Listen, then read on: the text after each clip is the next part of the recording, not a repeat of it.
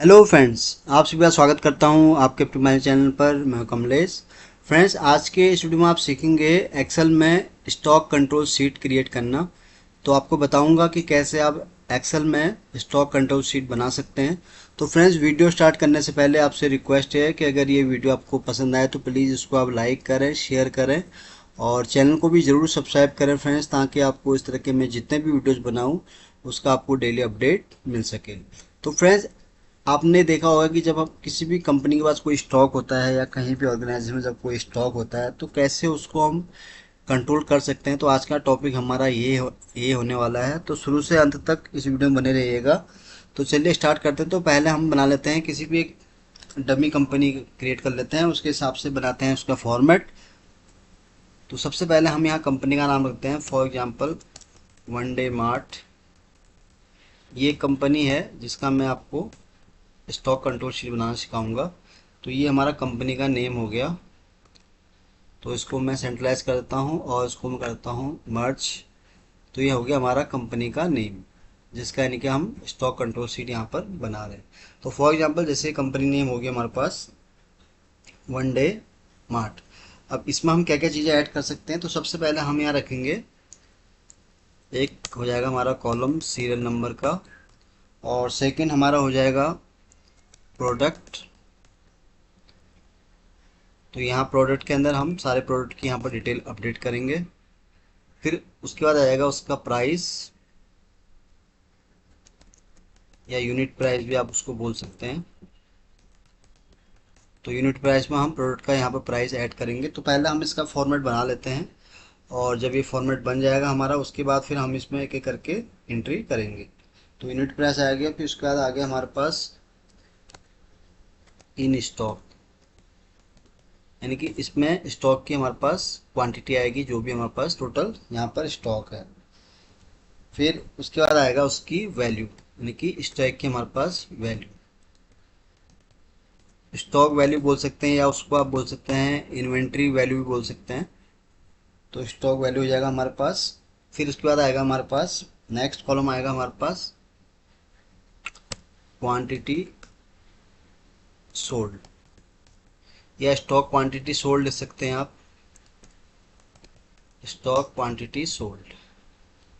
तो हमारे पास जो स्टॉक था उसमें जो क्वांटिटी सेल हुई है उसका यहाँ पर हम क्वांटिटी लिखेंगे। फिर उसके बाद आएगा उसका वैल्यू, सेल वैल्यू, यानी कि जो आइटम बिकी है उसका टोटल हमने कितना आइटम सेल किया उसका टोटल वैल्यू हम यहाँ कैलकुलेट करेंगे। और लास्ट में यहाँ पर आएगा हमारे पास एक कॉलम स्टॉक स्टेटस। तो ये हमारा फॉर्मेट बन गया फ्रेंड्स। अब इसको थोड़ा हम बॉर्डरिंग कर लेते हैं सही से। तो ये हमारे सारा यहाँ सेट हो गया है, इसको हम आप करेंगे बॉर्डरिंग। तो कुछ तीन चार एंट्री में आपको बताऊंगा यहाँ पर। तो बाकी अपने हिसाब से आप इसको बना सकते हैं जहाँ तक भी आपको नीड है। तो बाकी का ये जो है कॉलम, इसको मैं यहाँ पर रिमूव कर देता हूँ। तो ये हमारा फॉर्मेट बन गया फ्रेंड्स। अब इसके हिसाब से हम यहाँ पे एंट्री कर लेते हैं। तो सबसे पहले बात करते हैं हम सीरियल नंबर की। तो उसके लिए हम इसमें फंक्शन ऐड कर देते हैं। तो इसको ड्रैग कर लेते हैं यहाँ तक। तो यहाँ पर हम रख लेते हैं प्रोडक्ट कोई भी, एलईडी, एलसीडी,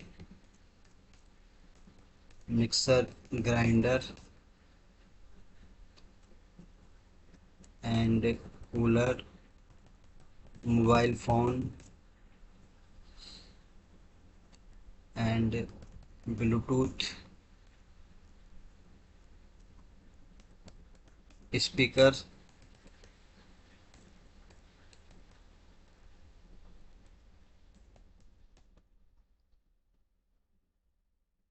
फिर यहाँ पर आ गया हमारा juicer, mixer grinder,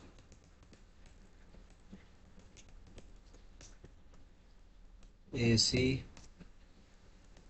LCD. LCD already ले लिया मैंने। तो यहाँ पर हम कुछ और लिखते हैं, यहाँ पर लिखते हैं म्यूजिक सिस्टम। तो ये मैंने कुछ प्रोडक्ट यहाँ पर ऐड कर दिए फ्रेंड्स। अब इसका हम प्राइस यहाँ पर रख लेते हैं। तो प्राइस जैसे मैं यहाँ पर किसी का भी कोई एग्जैक्ट नहीं रखूँगा, तो जैसे यहाँ पर मैं रेंट बिटवीन के थ्रू कोई भी यहाँ पर प्राइस को हम कंसिडर यहाँ पर कर लेते हैं। तो उसके लिए मैं यहाँ टाइप करूँगा रेंट बिटवीन। तो रेंज बिटवीन में मिनिमम रख लेता हूँ 15,000, मैक्सिमम रख लेता हूँ मैं 25,000। तो ये होगा हमारा यूनिट का प्राइस। तो इसको मैं अब फंक्शन इसका रिमूव करता हूँ ताकि इसमें बाद में कोई चेंजेस ना हो। तो ये आ गया हमारे पास। अब है इन स्टॉक। तो इन स्टॉक का भी सेम मैं यहाँ पर एंड बिटवीन यूज कर लेता हूँ ताकि मुझे मैनुअली इसमें क्वांटिटी फीड ना करने पड़े। तो यहाँ पर हम रख लेते हैं मिनिमम रख लेते हैं 5 और मैक्सिमम रख लेते हैं हम 8। तो ये हो जाएगा हमारा इन स्टॉक की हमारे पास आ गई क्वांटिटी। देन उसके बाद क्या है फ्रेंड्स, स्टॉक वैल्यू। अब स्टॉक वैल्यू कैसे निकलेगी, पहले तो मैं इसको यहाँ पर इसको भी फंक्शन रिमूव करता हूँ। अब स्टॉक की वैल्यू कैसे निकलेगी, जो हमारे पास यूनिट प्राइस है उसको हम, जो क्वांटिटी हमारे पास स्टॉक में है उसको हम इससे करेंगे मल्टीप्लाई। तो ये होगा हमारा यूनिट प्राइस मल्टीप्लाई क्वांटिटी। तो ये हमारे पास क्वांटिटी निकल के आ गई है। अब थोड़ा मैं यहाँ पर इसका स्टॉक का क्वांटिटी बढ़ा देता हूँ, या इसमें ही हम इसके हिसाब से यहाँ पर सेल क्वांटिटी निकाल लेते हैं इसकी। तो अब ये देखिए यहाँ तक आपको समझ में आ गया होगा। सबसे पहले सीरियल नंबर है, फिर प्रोडक्ट है, फिर यूनिट प्राइस हो गया उसका, फिर इन स्टॉक मीन्स यानी कि जो आइटम है प्रोडक्ट, इसकी टोटल क्वांटिटी कितना है स्टॉक में हमारे पास। फिर उसके बाद आया स्टॉक की वैल्यू निकल के आ गई, जो भी हमारे पास स्टॉक पड़ा है उसका हमने टोटल यहाँ वैल्यू निकाल लिया। देन उसके बाद है कि जो हमारे पास क्वांटिटी थी स्टॉक में से, उसमें से कितनी क्वांटिटी हमारी सोल्ड हो गई है। तो यहाँ पे हम रेंट बिटवीन फंक्शन यूज़ कर लेते हैं। मिनिमम हम रख लेते हैं यहाँ पर 2 और मैक्सिमम हम रख लेते हैं यहाँ पर 3। तो इसके बीच में हमें यहाँ रिजल्ट मिल जाएगा। तो ये आ गया रिजल्ट हमारे पास। तो इसको भी मैं फंक्शन से हटा देता हूँ। अब इसकी सेल की वैल्यू, अब सेल वैल्यू कैसे निकलेगी हमारे पास, सेल वैल्यू निकलेगी हमारे पास यहाँ पर जो स्टॉक की, जो हमारे पास यूनिट प्राइस है। तो प्राइस के हिसाब से हम इसको सेल करेंगे। तो यहाँ पर हमारा आएगा जो यूनिट प्राइस था उसको हम मल्टीप्लाई करेंगे इस क्वांटिटी से। तो ये हमारी क्या है, सेल की यहाँ पर वैल्यू हो गई है, यानी कि उस सेल की टोटल वैल्यू हमारे पास यहाँ पर निकल के आ गई है। तो अब यहाँ तक आपको समझ में आ गया होगा फ्रेंड्स कि हमने सबसे पहले यहाँ प्रोडक्ट रखा, यूनिट प्राइस हो गया उसका, फिर इन स्टॉक की जो टोटल क्वांटिटी होगी, फिर इसको हमने मल्टीप्लाई किया यूनिट प्राइस को इन स्टॉक से, तो टोटल उसका स्टॉक का वैल्यू निकल के यहाँ पर आ गया। फिर इसमें से जो हमारे पास स्टॉक पड़ा था उसमें से जो क्वांटिटी सेल हुई है तो उसका हमने यहाँ पर अलग से कॉलम बना दिया, स्टॉक क्वांटिटी सोल्ड। तो ये हो गया। फिर उसके बाद हमने सेल की वैल्यू निकाली है, जो क्वांटिटी हमारी सेल हुई है उसको हमने मल्टीप्लाई किया है यूनिट प्राइस से। तो उसकी यहाँ पर सेल की वैल्यू हमारे पास निकल के आ गई है। अब उसके बाद हम इसमें एक, अब यहाँ पर टोटल स्टॉक जो हमारे पास है, टोटल स्टॉक, तो टोटल स्टॉक का यहाँ पर क्या आएगा हमारे पास, क्वांटिटी। तो यहाँ पर हम इसको, अब क्वांटिटी बड़ी सिंपल तरीके से मैं बताऊंगा आपको। तो ये जो मैं आपको तरीका बता रहा हूँ फ्रेंड्स, बहुत ही सिंपल और आसान तरीका है, इसमें कोई ऐसा एडवांस फंक्शन आपको यूज नहीं करने हैं। तो ये होगी हमारी स्टॉक क्वांटिटी। अब स्टॉक क्वांटिटी कैसे निकलेगी, जो हमारे पास इन स्टॉक है उसमें से जो बिका है उसको हम इसको कर देंगे माइनस, तो यानी कि equal to in stock minus sold item. ये हो गया हमारा टोटल क्वांटिटी। अब ये आ गया हमारे पास टोटल स्टॉक की क्वांटिटी। अब यहाँ पर है कि हमारे पास जैसे यहाँ पर अब टोटल हमारे पास स्टॉक की क्वांटिटी आ गई है। अब हम चाह रहे हैं कि इसमें से हम कोई ऐसा फंक्शन लगाएं जिसके थ्रू क्या है कि हमें ये पता चल जाए कि इसमें से कितना हमें स्टॉक देखना है या इसमें मंगाना है। तो उस केस में हम यहाँ पर फंक्शन यूज करेंगे इफ ब्रैकेट ओपन। तो लॉजिकल टेस्ट हमारा कौन रहेगा, ये वाला। तो यहाँ पर अब कितना आपको यहाँ पर रखना है कंडीशन। फॉर एग्जांपल मैं सोच रहा हूँ कि 6 से नीचे की जितनी भी क्वांटिटी है अगर वो यहाँ पर आए तो यहाँ पर आएगा हमारे पास ऑर्डर स्टॉक। ऑर्डर स्टॉक ये मैंने रख दिया कि हमें, यानी कि अगर 6 के नीचे की अगर क्वांटिटी इसको इस वाले टोटल स्टॉक क्वांटिटी वाले में से मिलती है तो उसके लिए हम करेंगे ऑर्डर। तो ये हो जाएगा हमारा पहली कंडीशन। अगर ये वैल्यू मैच नहीं होती, यानी कि इससे ऊपर की अगर कोई इसको डेटा मिलता है तो उस केस में हम क्या है वहाँ पर लिखेंगे नो ऑर्डर।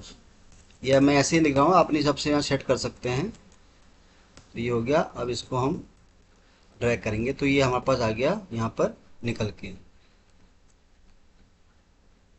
तो इसको अब आप चाहें तो यहाँ पर अब क्या है, देखिए हमारे पास क्या है, जो नो ऑर्डर है, यानी कि जो 6 क्वांटिटी हमने लगा था कि 6 से अगर नीचे की क्वांटिटी होगी तो वहाँ पर हमें सब जगह यहाँ पर स्टॉक मतलब ऑर्डर देना पड़ेगा स्टॉक के लिए, कि इसकी हमें क्वांटिटी का ऑर्डर हमें देना है। और जहाँ पर नहीं देना है, जैसे यहाँ 6 क्वांटिटी है, तो इसमें हमें ऑर्डर देने की ज़रूरत नहीं है। फॉर एग्जांपल अब मैं यहाँ पर 10 कर देता, तो देखिए यहाँ पर जैसे मैं कर रहा हूँ तो ऑटोमेटिक देखिए इस पर ऑटोमेटिक यहाँ पर आ जा रहा है। तो कहीं भी अगर मैं कुछ भी वैल्यू रखूँगा तो उसके हिसाब से, क्योंकि हमने कंडीशनर सेट ये कर दी है कि अगर 6 से नीचे की अगर किसी भी प्रोडक्ट की कोई क्वांटिटी है, फॉर एग्जांपल जैसे एलईडी है, तो यहाँ पर जैसे कि 2 स्टॉक थे तो यहाँ पर आएगा कि हमें इसको स्टॉक को ऑर्डर करना है, मंगाना है, यानी कि। और जहाँ पर नहीं है, यानी कि 6 से अबव का अगर कोई क्वांटिटी है तो उस केस में हमें कोई ऑर्डर यहाँ पर नहीं देना है। तो यहाँ पर आप इसको इस तरह से इसको दिखा सकते हैं। आप चाहे तो इसमें कंडीशन फॉर्मेटिंग भी कर सकते हैं। तो यहाँ पर आप आएंगे, होम में आप आएंगे जब, तो यहाँ पर कंडीशन फॉर्मेटिंग को भी यहाँ पर ट्राई कर सकते हैं टेक्स्ट दैट कंटेंट में। तो देखिए यहाँ पर लिखना है अगर आपको ऑर्डर स्टॉक,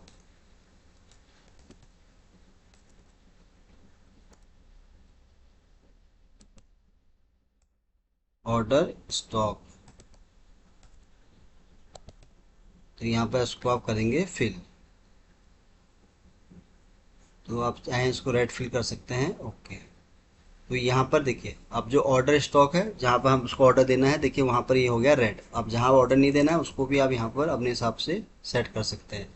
तो कंडीशन फॉर्मेटिंग का भी आप यहाँ पे यूज कर सकते हैं। तो ऑर्डर स्टॉक वाला अगर आपको चाहिए कि अगर किसी और कलर में दिखाना है तो उसको आप दिखा सकते हैं। अब जैसे सेकंड हमारा है कि नो ऑर्डर, तो उसको हम दिखाना चाह रहे हैं कि अगर इसको हम नहीं दिखाएं तो उसके लिए हम यहाँ पर कोई और कलर यहाँ पर कंसीडर कर सकते हैं। तो फिल में हम आएंगे यहाँ से, तो कोई भी एक कलर यहाँ पर हम ले सकते हैं। तो यानी कि इसको हम ऑर्डर, आप चाहें तो इसको भी जो ऑर्डर स्टॉक मैंने यहाँ किया है इसको भी आप यहाँ पर अपने हिसाब से सेट कर सकते हैं।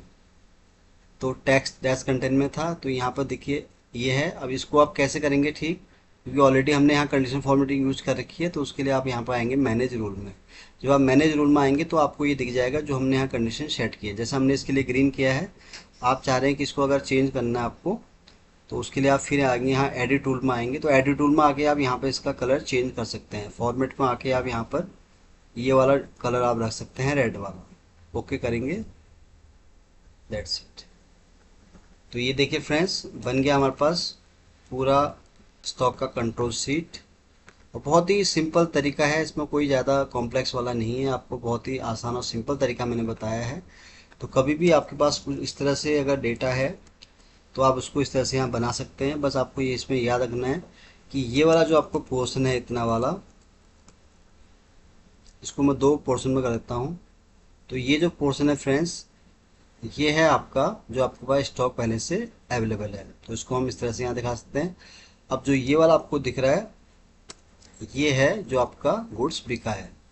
तो इसको भी आप बॉर्डरिंग कर सकते हैं अपने हिसाब से, और बॉर्डरिंग करके इसको भी आप यहाँ पर कलर कर सकते हैं क्योंकि ये पॉजिटिव में है।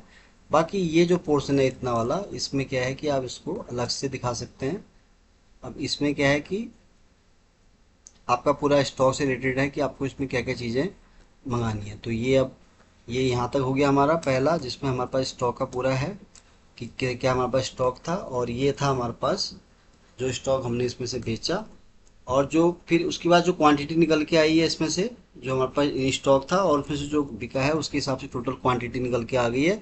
और लास्ट में हमने यहाँ पर एक और लगा दिया कॉलम कि स्टॉक का स्टेटस, कि अगर हमें ऑर्डर करना है स्टॉक का तो यहाँ पर ये जैसे यहाँ कंडीशन में सेट कर दी है, और जहाँ पर नहीं लगाना वहाँ पर कोई भी ऑर्डर की रिक्वायरमेंट नहीं है।